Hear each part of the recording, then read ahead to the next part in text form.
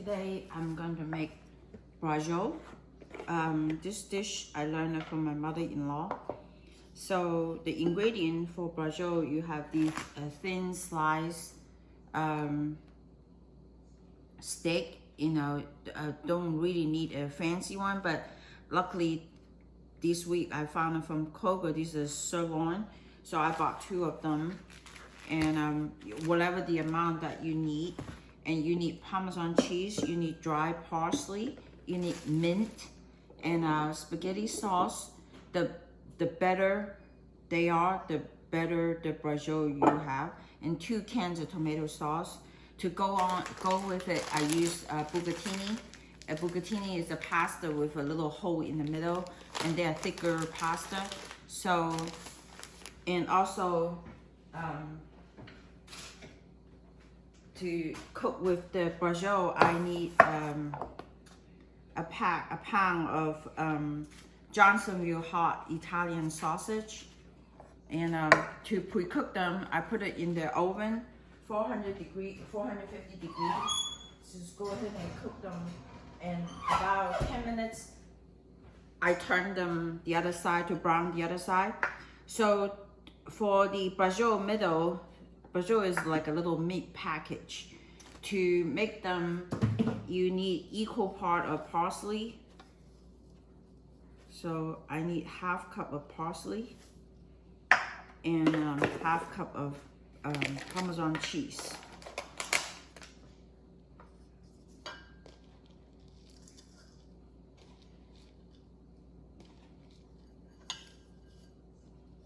And mix them together. Mix them well together. So these will go inside the Braciole. So the first thing to do is, oh, you also need toothpick. So to start the Braciole, you need to pound the meat. Each piece, you need to pound them so they will be tenderized. And this is a funny piece. Usually I pick the one that you can wrap around. And my mallet is turned dark color because my husband put it in the dishwasher. So I cover them with grocery bag. So you use the bumpy part first and pound them on one side.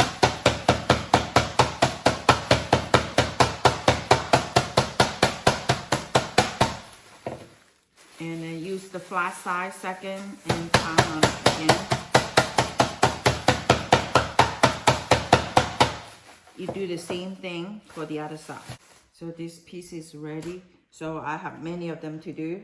And when I finished it, pounding on them, I will go show you the next step. Okay, this is the last piece meat that I need to pound on it. And the next thing, I need to wrap them. And I always, like for example, this piece, it had a funny shape. And find the longest axle. And then you lay the parsley with Parmesan on top, in the middle. And then you lay pieces mint, thin piece. The mint will just give a hint of flavor.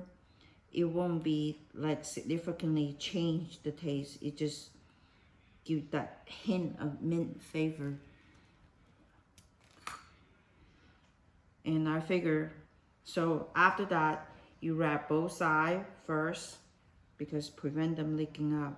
And then fold the bottom and fold the top over. So it's like a little package. Then you use toothpick and secure.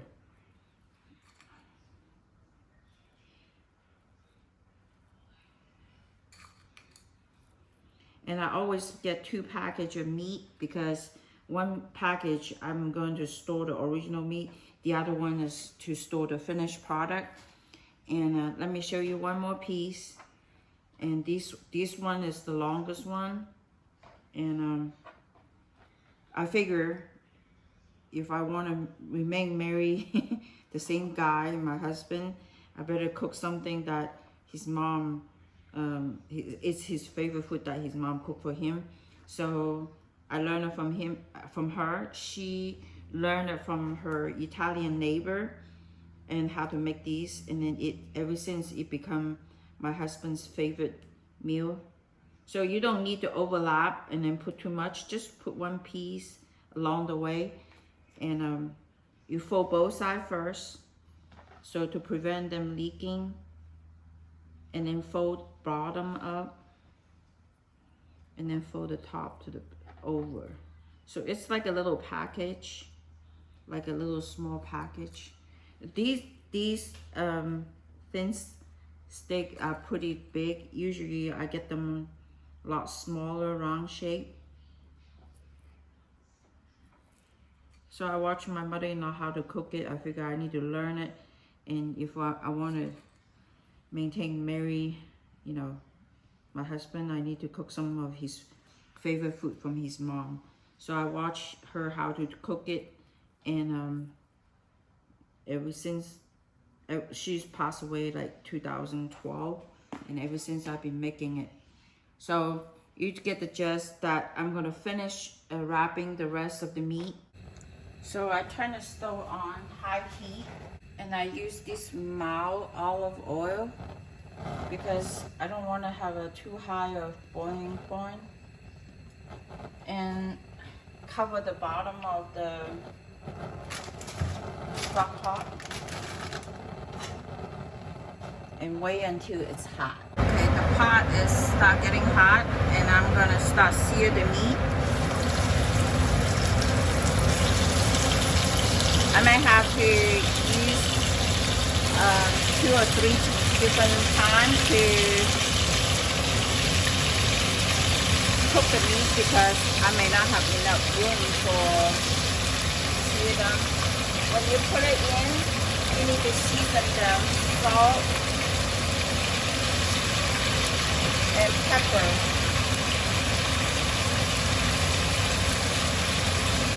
So one side is brown, you turn it to the other side.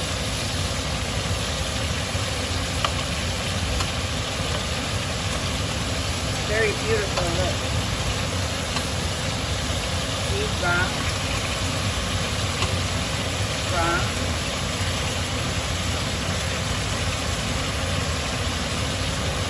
Season on this side too, because the meat that I got, they need to season both sides.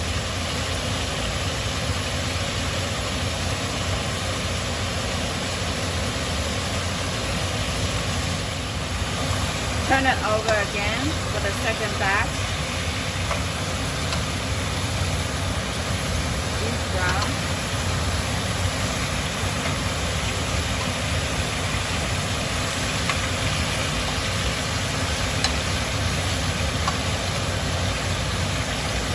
And season.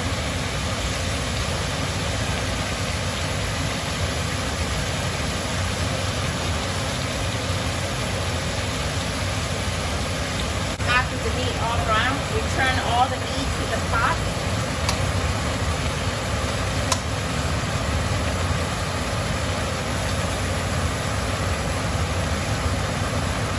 Including the sausage.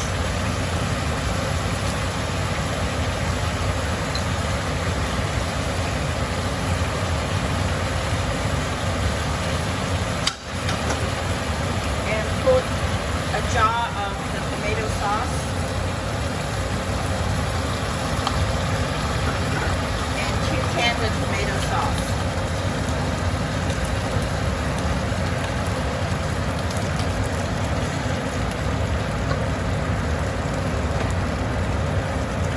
And cover. Use about half cup of red wine vinegar.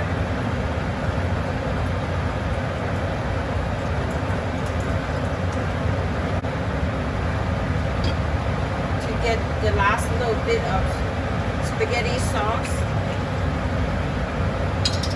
out of the jar and out of the can.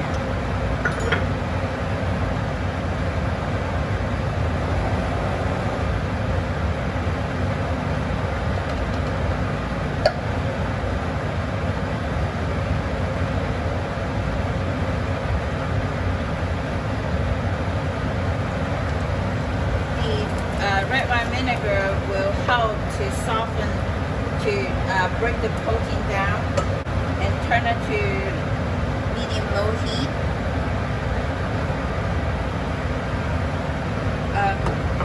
Since my family likes spicy food, I put a couple dash of hot pepper. That's it. You don't need too much. And cook for 45 minutes to an hour. Check on 45 minutes, see whether the meat is tender or not. So it's been 45 minutes. Looks like most of them are pretty tender. Yeah, I can pull them apart. So I'm gonna turn it to really low heat. Potentially just turn it off. I'm gonna just turn it off, and then when they're ready to eat, and I'm gonna cook some bucatini or corkscrew and then put it on top of it.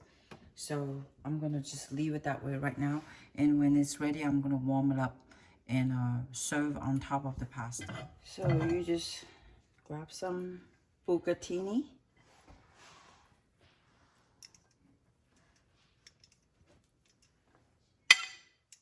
And put a piece of braciole on top, and put a piece of sausage, and you need some sauce.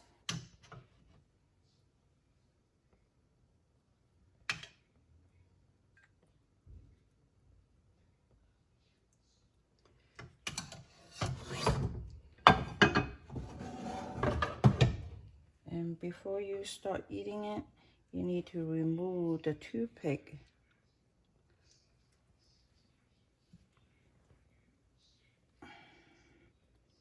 Make sure you remove the toothpick because toothpick doesn't taste good. And put a piece of mint as a decoration. Bon appetit.